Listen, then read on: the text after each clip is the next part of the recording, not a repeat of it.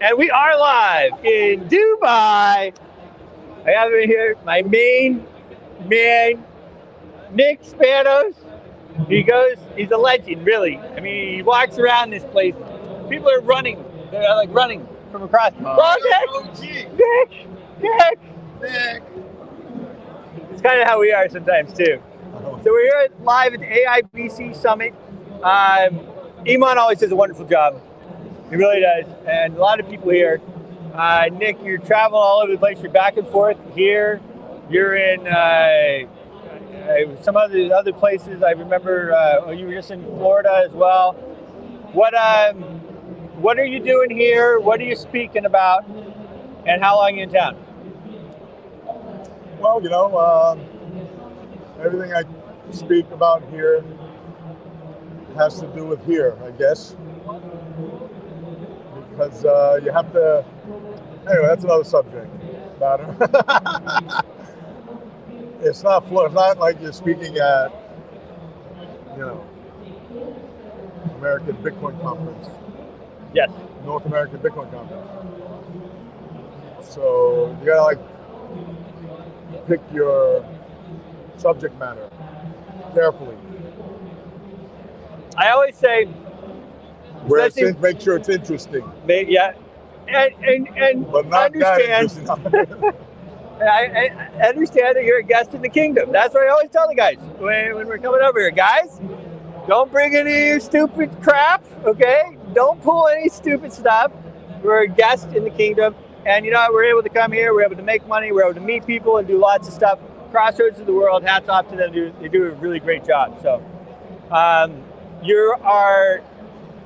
think that over here, I knew it a long time ago. I came here a long time ago, even before they built the new areas. But I came here in 2014. Dr. Marwan invited me over and walked around and drew blockchains for all the sheiks and their people and stuff. And, I hope that I helped out in maybe them accepting the technology the way they did, instead of getting bad news stories from reporters who don't know anything. And so I explained how wonderful I wouldn't leave until they got the aha moment. Uh-huh. So I'm not trying to take any credit at all. They're very brilliant people, and they're very smart people working for them. Indeed. And I just think that if we had done it better in the States, they still would have screwed up. But over here, they don't have as much to lose as in the States. The States is the legacy financial system, and the legacy financial system wants to keep its power. Yeah. And, we had our moments in the beginning. The temperatures, in the beginning we have the New Hope, just like Star Wars trilogy. I know there's 6 of them now. I don't know the other ones. We have the trilogy where there's more than 6 now, right? I don't know. There's more than 3. Disney has we can't talk about it. And then, so we had a New Hope, Bitcoin. Now it looks like the empire is striking back. Yeah. The evil empire. Yes. Which is probably Federal Reserve. Yeah. And but you know what? These guys over here, they don't like the Federal Reserve either. So I feel the hospitality over here is incredible. When I went to the regulators over here, they treated me so wonderfully. Yeah. With open minds. But when I went to the regulators in New York, they wanted to bite me. Yeah. They didn't even know me. They looked like rabid dogs. I felt like Neo in the meeting with Mr. Smiths and shit. Totally ridiculous. Night and day difference on how we're treated here and how we get treated over there. Yeah. Over here in Dubai and the Emirates in general, I mean, they have open minds and they're the boss. They can say what they can accept anything. They know that they have to make the right decisions because they can't mask it. Like in the States, the parties point at each other or they point at old politicians. Oh, you know what? Lyndon Johnson came out with that 40 years ago. Not my fault. But over here, Yeah. the buck stops with each ruler of each emirate. So they're very open-minded, and they use a forward motion to get things done. And this is why the place is flourishing. And it is, guys. It is absolutely blowing up. It's interesting perspective that you just brought up, and that is that the way you said it was that they don't have anything to lose. They definitely have less to lose, right? So we have the legacy financial system. They're on the U.S. dollar. The whole world's on the dollar, right? So that is our baby. Not anymore. Not anymore, right? I mean, it's a double-edged sword. I have a lot of real estate in dollars, but I don't care. I've been fighting against the dollar. I know. Since 1991. Once I realized it was a Ponzi scheme. It's horrible, man. They just keep printing it up. It's the worst shit coin. I know. No, it's so. And the inflation right now is out of control in the U.S. It is out of control. My wife took my oldest daughter just turned 13. My wife took her to New York, and she just was like, I cannot believe it. Oh my God, I spent this much. Oh, like that's a supply chain. Yeah, right. That's supply chain. That doesn't have to do with printing all the money. No, it's supply chain.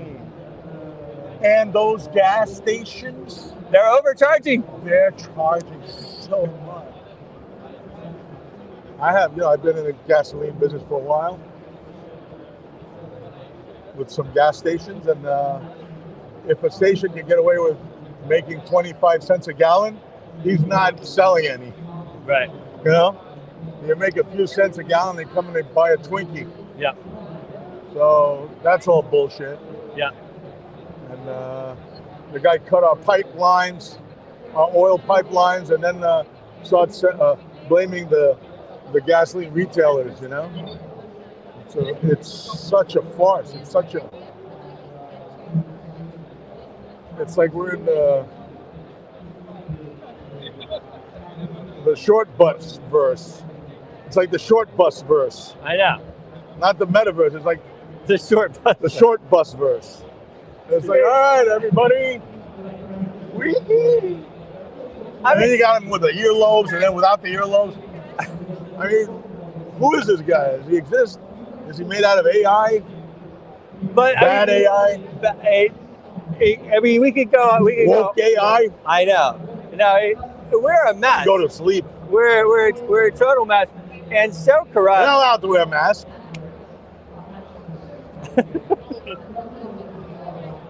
So now they're making it illegal to wear the mask.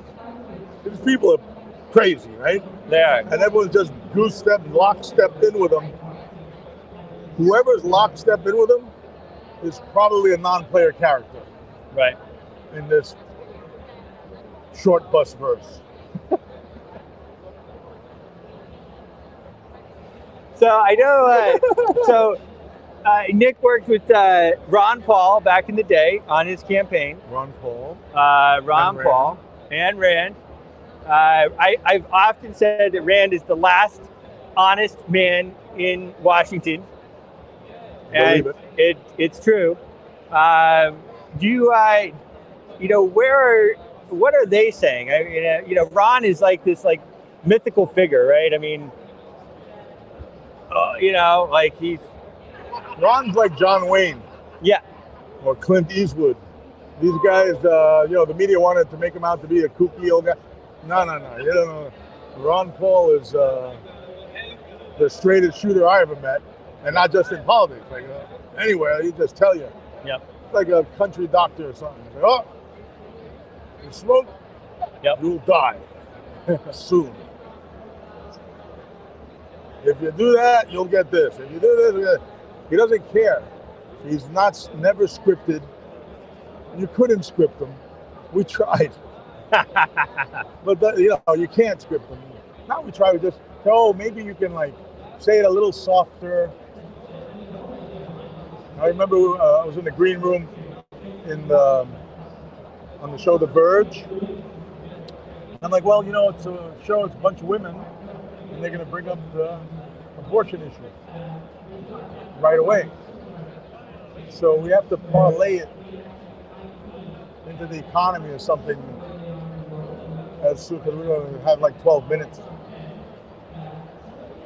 It's like, why would I ever miss out an opportunity to express my, he was an OBGYN, express and to be able to explain what I've seen.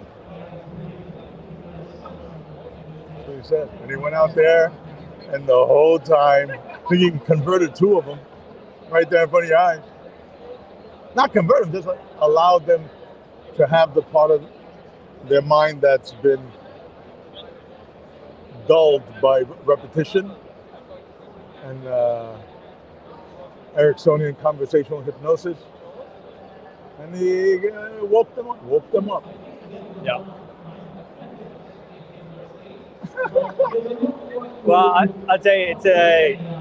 There you go. Foaming at the mouth. That's my medicine. They just ripped a big tumor out of me. Yeah, you mentioned that.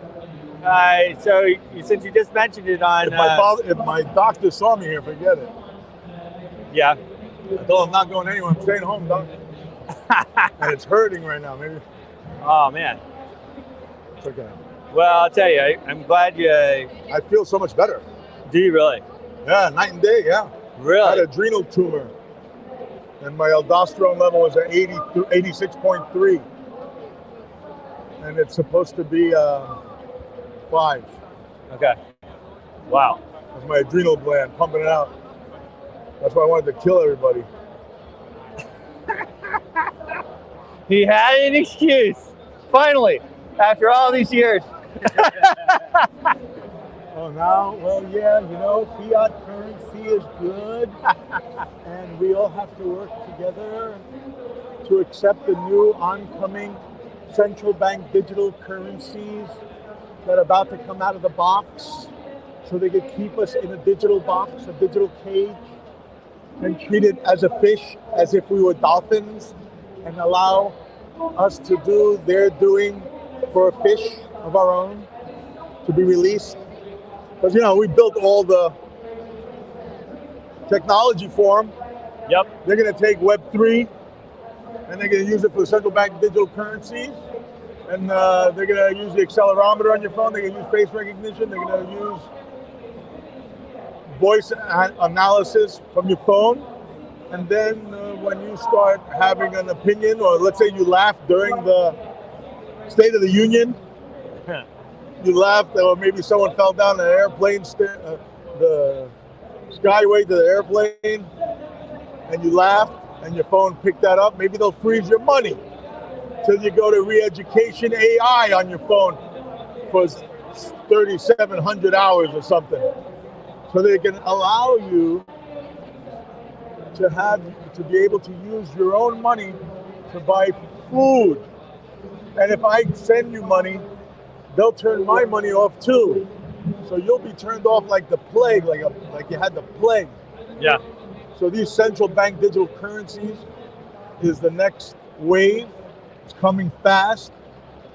They try to pump it out in Nigeria. They got the e-Naira. Then they made the ATMs 2 days before the e-Naira came out. The ATMs from the banks only allowed $20. Yep. So the people, I'm not going to say that I actually paid for people to do something like that, because I would never do anything like that. But they burned the ATM, a lot of ATM machines. And this is real. Yeah. So they had elections, so the guy said, oh, we're not going to roll it out for 2 months so he could win the election, So that was a test bed, a lot of eyes on Nigeria. We have about a month and a half to get some bad press out of there for the CBDC. Interesting. Because if we don't, they're going to do things. I don't know how to get this press. I mean, I know how to get press, but if it's too wild or too off the... Right. Doesn't work. No, who knows? Well, that's amazing. I would say, CBDCs, sure, but all of these permission blockchains, they're all, if it's a permission blockchain, it's a database. Yeah. They can do whatever they want. Permissioned, closed. Yeah. It has, what's it called? It's censorship, pro-censorship. It is pro-censorship. It's not censorship resistant. No. It's censorship. It's pro-censorship. And it starts enabling. Enabling, yeah. And it starts with, it's going to be politicians. Sorry. Right. No, go ahead. I'm saying politicians, you know what power they want? More. Always. So it's human nature, I think. I've been, behind the scenes in politics for many years, decades. I wrote campaign management software and sold political data and managed campaigns and ran phone banks, and whatever, advanced team, many advanced teams. And so I see many politicians I helped put into office. They were great guys, but they went into Congress, and what happens is they have to run every 2 years, so they're perpetually running. So they raise the money from their friends and family. The first time they got in, and they're like, "Oh, give me more money." Go, "Oh, you're a congressman now. You can't raise it."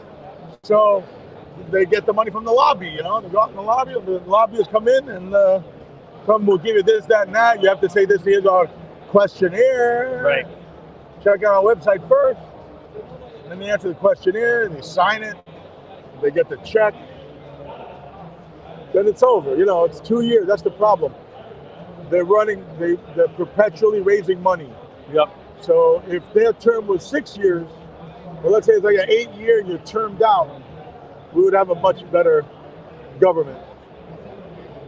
Governing for the people instead of governing for the special interests, foreign countries and big corporations, big pharma. I mean, that's the electorate right now. It's not us. Well, no, I mean, they don't even count us. It's because all them wimps out there. They're wimps.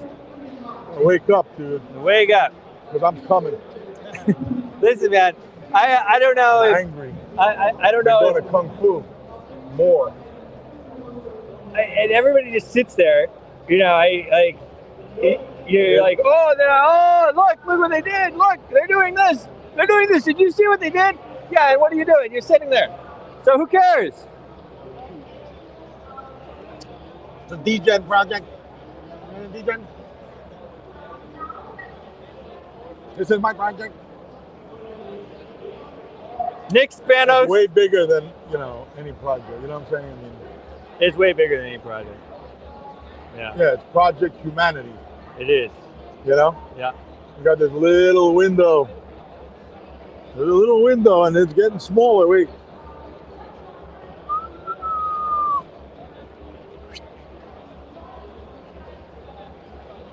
They're coming. 120 countries are adopting a CBDC somehow. It's up to us. I mean, we're the product of every generation that came before us. All the people that procreated to create you are watching you right now. They died so you could be. They were driven into the ground by centralization, so you can be here at this moment, this juncture in humanity. I don't know how long we have. We're pretty much, going to be extinct soon. And on our way there, it's a real dystopian picture that I keep seeing. And I don't see a way out right now. Yeah, I don't see a way out either. After some things that happened a couple of years ago, hey, look, guys, I'm going to go back. I'm going to focus on business again. I mean, what are you supposed to do? Because you need money to help the cause. Right. And so here we are. So where do you go from here? What are you doing after AIBC?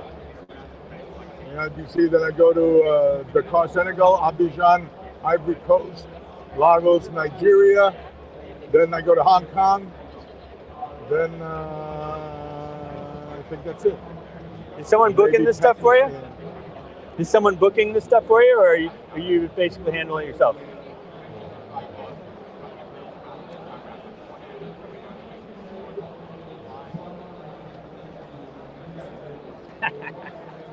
I change all the time. Yeah. I don't really know where I'm going to be next. Yeah. This way no one can kidnap me. Of course.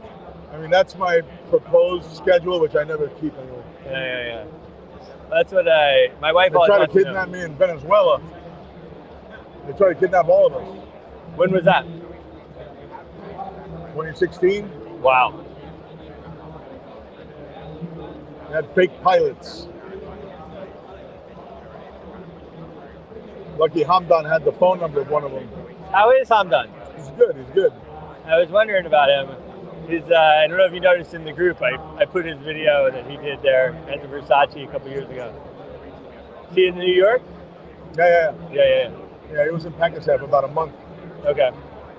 So there's a lot of business going on in Pakistan. I know it's a rough political situation, but it does seem to be growing. I see a lot of people going over there doing things. Oh yeah, there's a lot of action, a lot of coders, Smart a lot people. of things happening. Yeah. And they're hardworking. Yep.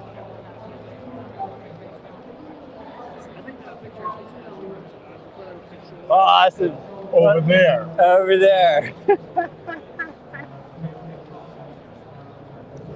Well, it's always a pleasure to catch up. Are you going to be in New They're York? all hardworking, but sometimes, Are you going to be in New York for our launch, April 15th? April 15th, Yep. we'll be in Turkey. April 12th. I don't know if I'm going to get back by then. Maybe. I don't know. Maybe. I was supposed to be there, but they had the earthquake. So who knows? Huh? Rescheduled. Yep. Okay. Share your Twitter. At Nick Spanos. At Nick Spanos, the great. My unique identifier on Telegram is at Bitcoin for sale with underscores.